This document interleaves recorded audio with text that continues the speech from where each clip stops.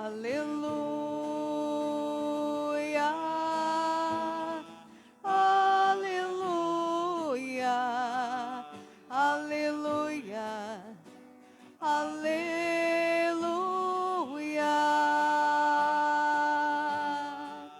aleluia, aleluia,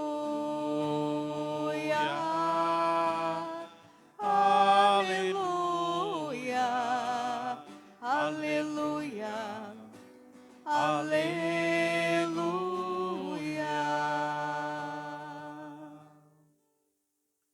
O Senhor esteja convosco. Ele está no meio de nós. Proclamação do Evangelho de Jesus Cristo segundo Mateus. Glória a vós, Senhor. Depois que os magos partiram, o anjo do Senhor apareceu em sonho a José e lhe disse: Levanta-te, pega o menino e sua mãe e foge para o Egito. Fica lá até que eu te avise, porque Herodes vai procurar o menino para matá-lo. José levantou-se de noite, pegou o menino e sua mãe e partiu para o Egito. Ali ficou até a morte de Herodes, para se cumprir o que o Senhor havia dito pelo profeta: Do Egito chamei o meu filho. Quando Herodes percebeu que os magos o haviam enganado, ficou muito furioso. Mandou matar todos os meninos de Belém e de todo o território vizinho, de 2 anos para baixo, exatamente conforme o tempo indicado pelos magos. Então se cumpriu o que foi dito pelo profeta Jeremias. Ouviu-se um grito em Ramá, choro e grande lamento. É Raquel que chora seus filhos e não quer ser consolada, porque eles não existem mais. Palavra da salvação. Glória a vós, Senhor. As palavras do Santo Evangelho perdoem os nossos pecados. Amém. Amados irmãos e irmãs, neste quarto dia da oitava de Natal, celebrando a festa dos Santos Inocentes. Se nós que conhecemos a Sagrada Escritura, vamos lembrar de um episódio semelhante, quando o povo de Deus estava no Egito e Moisés, o escolhido por Deus, ia libertá-lo. Mas Moisés ainda nem tinha nascido. Mas quando nasceu Moisés, o rei do Egito mandou também matar os meninos. Ele não sabia que vinha um libertador. Mas, como a população estava crescendo muito, ele agiu dessa maneira. E Moisés recebeu esse nome porque ele foi salvo pelas águas.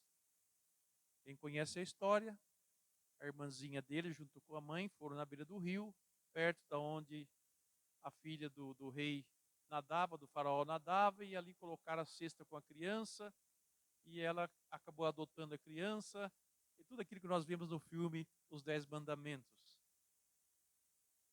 Assim, Jesus também vai fazer o mesmo percurso que o povo de Israel fez. Não vamos contar toda a história aqui, mas começou com José, que foi vendido pelos irmãos, ele foi parar no Egito, depois se encontra com os irmãos, reconcilia e vai a família toda para o Egito, e depois de lá, Deus liberta o povo do Egito e traz para a terra prometida.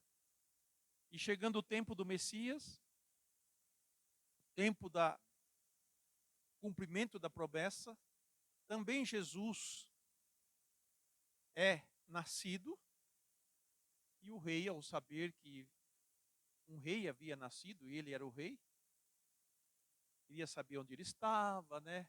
Toda aquela manobra para poder, né? Vamos ver quem é esse cara, vamos ver que vai tirar meu trono, e eu não vou ser mais rei, ele vai reinar no meu lugar. E busca também uma forma de eliminá-lo. Por isso que ele toma essa decisão. E a igreja, desde os primórdios, sempre considerou essas crianças que morreram por ocasião da vinda de Cristo, porque a salvação nossa começa com a encarnação do Verbo. Quando Deus se faz carne, já inicia ali a nossa salvação. E aquelas crianças que nem conheciam Jesus, nem sabiam quem ele era, morrem por causa dele, recebem de Deus o prêmio Salvador, a glória dos mártires. Eles não sabiam ainda proclamar a fé, nem proclamar o nome de Jesus, mas o seu sangue foi derramado por causa dele. E por isso, Deus os acolhe no céu. E Jesus é levado para o Egito, conforme o anjo anuncia pelo sonho, e depois é trazido de volta quando Herodes morre. Mas, meus irmãos e irmãs, a nossa fé em Cristo Jesus, a nossa fé em Deus é que nos norteia. A nossa caminhada com Ele é que nos dá verdadeira segurança e felicidade. Embora soframos todas as circunstâncias da vida, todas as dificuldades da vida. As dificuldades são passageiras. Os sofrimentos são passageiros. Mas a vida é eterna. E nós cremos na vida eterna. Por isso caminhamos para a vida eterna. E quem aceita Jesus como seu Salvador, como seu Senhor, como aquele que Deus enviou para nos libertar do pecado e nos inserir na vida divina, já está salvo. Já caminha no céu. É um morador do céu que ainda está aqui na terra. Por isso que quando a igreja reconhece um santo, é porque ele já viveu santamente aqui e depois de sua morte foi reconhecido como um santo. Mas o que o apóstolo João vem trazer para nós hoje na sua carta é o testemunho daquele que ele viu, tocou com as mãos e ouviu. Jesus Cristo. Ele começa a sua carta dizendo: caríssimos, a mensagem que ouvimos de Jesus Cristo e vos anunciamos é esta: Deus é luz e nele não há trevas. Nós precisamos guardar bem essas palavras. Deus é luz e nele não há trevas.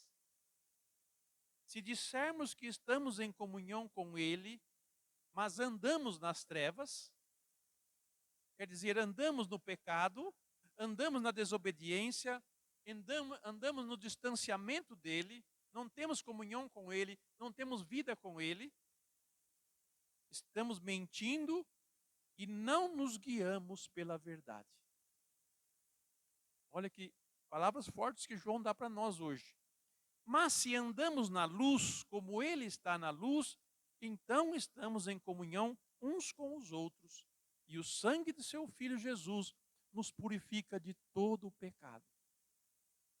A obediência a Deus, a comunhão com Ele, a vivência dos mandamentos, a vivência dos sacramentos, nos purifica.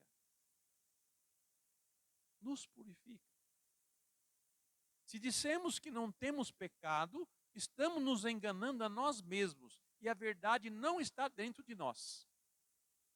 Não assumir o seu pecado, não assumir a sua condição de pecador, é se enganar a si mesmo.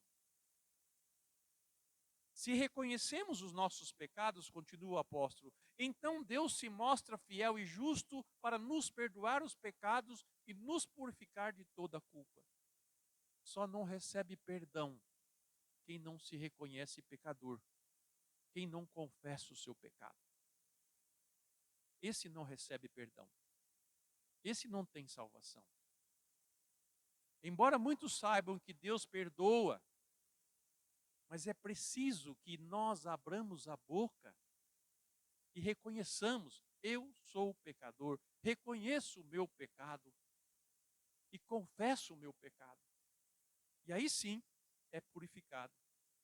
Se dissermos que nunca pecamos, fazemos dele um mentiroso e sua palavra não está dentro de nós.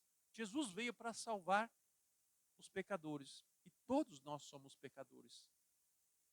E se disser que nós não somos pecadores, nós estamos chamando Deus de mentiroso.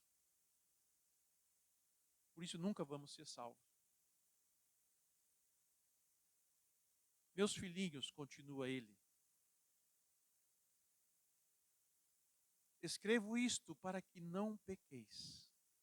No entanto, se alguém pecar, temos junto do Pai um defensor, Jesus Cristo, o justo. Meus irmãos, o problema não é pecar. O problema é permanecer no pecado. Uma vez que todos nós somos pecadores, nós podemos cometer pecado. O que não podemos é permanecer no pecado. É isso que João está dizendo. Nós temos junto de Deus o justo e santo que está sempre pronto a perdoar o pecado. Por isso que a confissão, a busca da confissão para restaurar a unidade com a igreja, restaurar a unidade com Deus, ela é necessária na nossa vida. Sem confissão dos pecados, não tem como receber a salvação. Jesus já deixou tudo isso muito bem conversado com seus apóstolos. Por isso, meus filhinhos, escrevo isto para que não pequeis. No entanto, se alguém pecar, temos junto do Pai um defensor, Jesus Cristo, o justo. Está sempre pronto para nos defender quando nós reconhecemos o nosso pecado e pedimos perdão. Ele, Jesus, é a vítima de expiação pelos nossos pecados. E não só pelos nossos, mas também pelos pecados do mundo inteiro. Uma vez que o sacrifício de Cristo, oferecido uma única vez, é para a salvação daqueles que vieram antes dele, no seu tempo e no tempo futuro. E nós vivemos esse tempo da nossa salvação. Por isso, os pecadores de hoje têm aonde encontrar o perdão. Tem como se purificar. É só acolher Jesus. É só acolher a Deus. É só reconhecer os seus pecados e renovar a sua vida. Do contrário, não tem como salvar. Deus salva todos, né? Tem gente que fala isso de boca cheia, Deus ama todos, né? Deus perdoa todo mundo. Sim, Deus perdoa, mas é preciso pedir perdão. É como nós na família, lá em casa, nós maltratamos os outros, ou no trabalho, ou seja, na rua, nos amigos, onde for, nós maltratamos os outros, nós xingamos os outros e não pedimos perdão para eles. Como é que resolve isso? E com Deus, então, o quanto nós somos infiéis com Ele? Se nós não pedirmos perdão a Ele dos nossos pecados, como nós vamos ser perdoados? Os outros também nos machucaram, os outros também nos feriram. E eles também precisam pedir perdão a nós. Sabe, o perdão, ele restaura. O perdão, ele cura as feridas. O perdão restaura a harmonia. Se eu estou em briga comigo mesmo, se eu estou em briga com aqueles que estão do meu lado, como que eu vou conseguir a paz? Agredindo, xingando, maltratando? Nunca vou conseguir essa paz. Tem gente que quer que a paz entre na casa dele, mas ele faz o seguinte, ele fecha a porta e fala assim, ó, não vou deixar você entrar. Não vou permitir que você entre.